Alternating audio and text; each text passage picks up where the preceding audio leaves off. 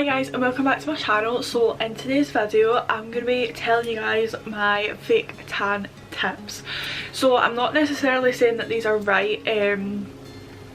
Obviously everyone's got their own tips, everyone's skin's different, everyone's got their own opinions, but these are just tips that I use and I thought I would tell you guys. I don't know why I'm chucking a pen around at all, but look how pretty it is. I'm just telling you guys my tips on fake tan and how I get it to last, how I apply it, how I get it like streak free, and what tans I use as well. So if you guys do enjoy today's video, don't forget to smash a big thumbs up, subscribe if you haven't already, and let's just get on to the video.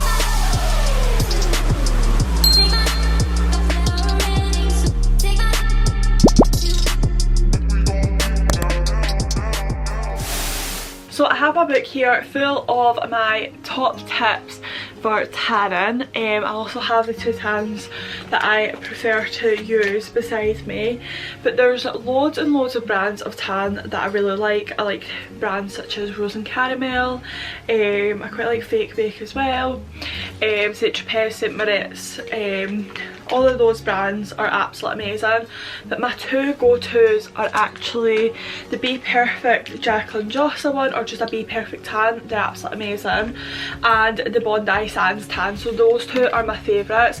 The one that I've actually got on just now is the Be Perfect one, but I do alternate between them depending if I want a more golden or want a more olivey tan, or just kind of whatever one I fancy using as well.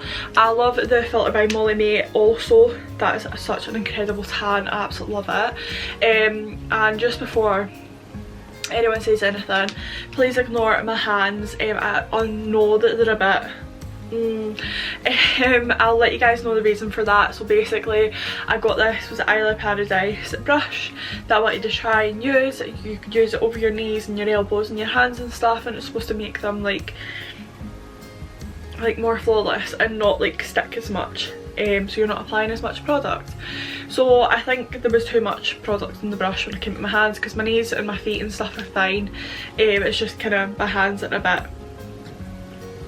bit weird, but God loves a trier. Plus I normally go over with a baby wipe, and I never, just because I wanted to kind of see how the brush was, but definitely still need to use the brush with less product and go over with a baby wipe. So don't come at me for my tan being like this. I know it's so annoying. I'm sitting in a tan video trying to tell you guys how to get the most flawless tan with hands like this. Also please ignore if I sound a little bit choked up. I don't know what's going on just now. I have a bit of an ear infection, so I don't know if it's kind of like because everything's connected. I don't know if it's starting to clear and it's just choking me. I really don't know. My first tip for you guys is to exfoliate with a mitt. So like, for example, I use the Bondi Sands mitt. It's blue on one side and black on the other. Exfoliate your whole body with that to get off any dead skin, any old tan, just anything. Exfoliate your body with that, and then go over with an actual exfoliator product, like an exfoliating scrub. So I quite like the one from Primark. It's actually only £3, so that's really good. It's a kiwi and mango, I'm sure. Or I really like the Sand and Sky sand one where it comes with the wee scoop. Just use any exfoliating product after the exfoliating mitt, and just use that with your hands, and that make your skin like soft as a baby's bum. Honestly, if you exfoliate with the mitt and then exfoliate with an exfoliating scrub, your skin will be so soft and you will really thank me. And it's obviously the perfect canvas for your fake tan. And then obviously try and shave like the day before. I'm quite guilty of shaving that day, and it doesn't do me any harm as such, depending on how sensitive my skin is that day, but just don't leave it to that day.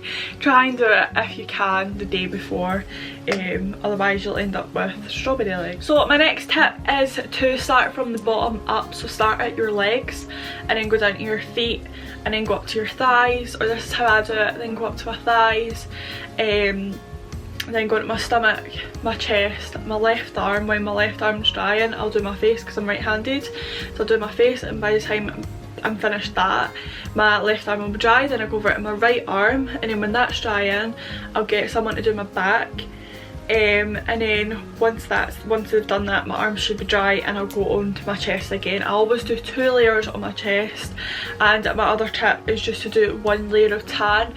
I do 1 layer of tan and 2 layers of my, like 1 layer all over, and then 2 layers on my chest.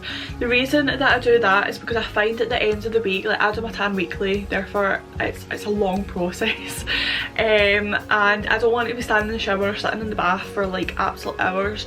I've spent years doing it and I really can't be bothered with it anymore, and I found that actually doing 1 layer of tan means that you don't have to. I could be in a shower, like normally I'd be in a bath or a shower, like no word of a lie, for about 2 to 3 hours just trying to get this fake tan off.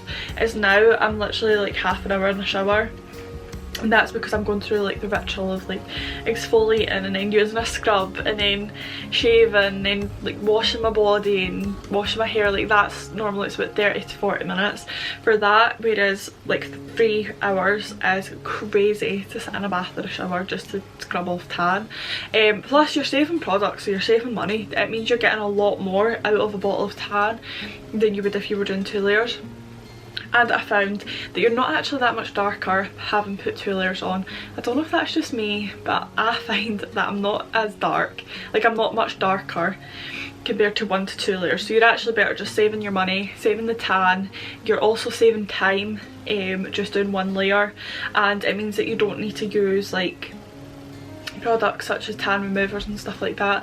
I mean, I wouldn't say don't use them, obviously use them in like areas that's maybe stuck a little bit more, but I wouldn't say that you need to use them in like areas where it'll just come off, like your arms or like your legs and places like that, just like obviously those drier areas, because I find that I haven't actually used a tan remover or anything in months since wearing 1 layer of tan, and I'd normally just go like that and it just comes off. Like it is so easy.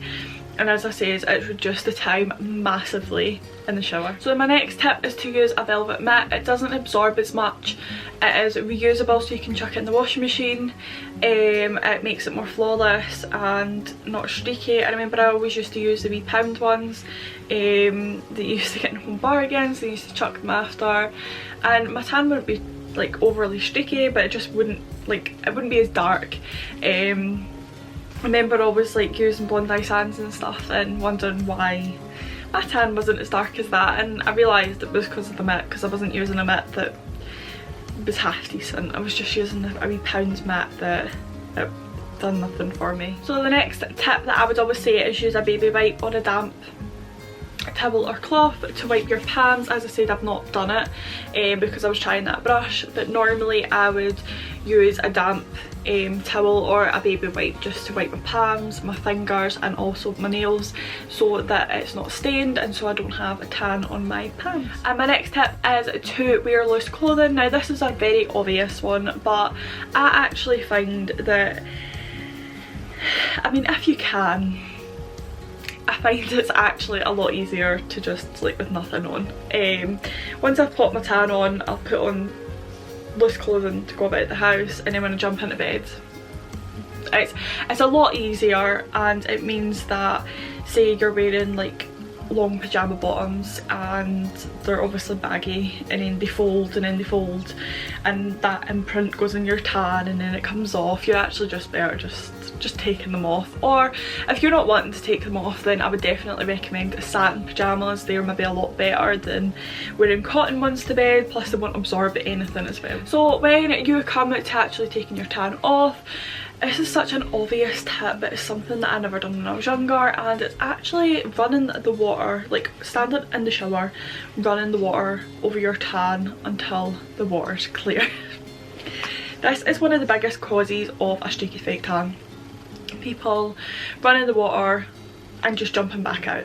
I remember I used to do it, and I used to always wonder about streaky and how people, like, people's wasn't, because you jump in the shower to rinse your tan off and you're like, oh my god, quick, don't want all the tan to come off, because we've all had the experience of chucking on tan, going in the shower and it just all falling off, like it just hasn't sunk into the skin at all. So I think we're just constantly trying to jump in the shower, jump back out, and it's actually not the case, it's making it worse. One thing I would say though is don't put soap on, because that will take a layer off, so you will be a little bit lighter after you've rinsed, but if that's your preference then completely do that.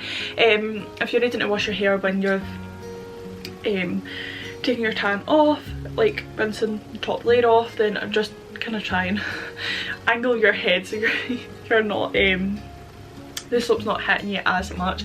I always find that's a little bit easier. And then once you're out the shower and you're all dry, you've patted yourself dry, I always recommend using a Gradual tanning moisturizer.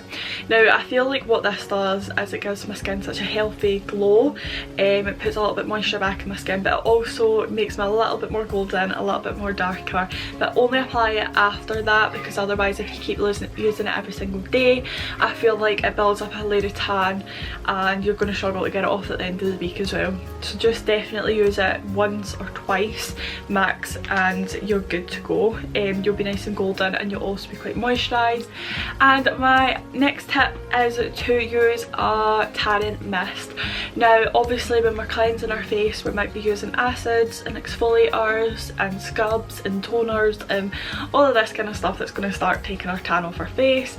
So what I recommend to use is a tanning mist. So I really like the Be Perfect one. I also really love the UTAN Jamie Genevieve one. Just lightly misting it all over, and that will keep your face matching with your body nice and tanned and glowy. So that is the end of today's video. I hope you guys did enjoy. Don't forget to smash a big thumbs up and subscribe if you haven't already, and I'll see you guys in the next video. Bye.